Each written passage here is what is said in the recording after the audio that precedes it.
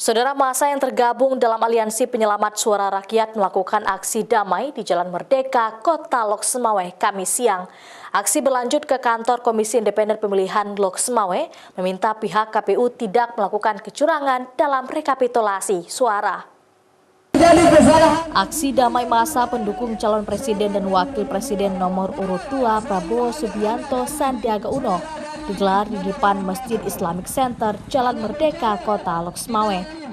Massa yang menamai sebagai Aliansi Penyelamat Suara Rakyat ini melakukan aksi mendesak pihak KPU Pusat tidak melakukan kecurangan dalam rekapitulasi suara. Dalam aksinya, sejumlah spanduk dan poster pun turut diperlihatkan massa. Kemudian usai melakukan berbagai orasi di pusat kota, massa kemudian bergerak menuju ke kantor Komisi Independen Pemilihan Kota Lok Semawe guna menyuarakan desakannya kepada KPU Pusat. Aksi tersebut berjalan lancar.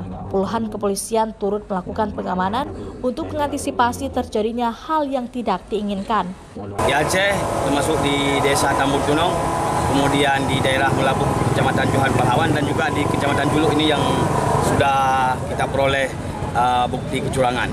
Jadi dengan alasan KPU salah entry, dan yang mengherankan salah entry dan salah input itu terjadi di mana-mana.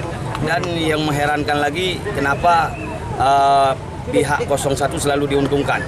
Massa Aliansi Penyelamat Suara Rakyat juga menyatakan akan terus mengawal rekapitulasi suara dikarenakan didapati berbagai kecurangan dan kejanggalan rekapitulasi suara di Indonesia, terutama di Aceh yang diduga ada kecurangan yang terjadi sehingga calon presiden nomor urut 1 unggul.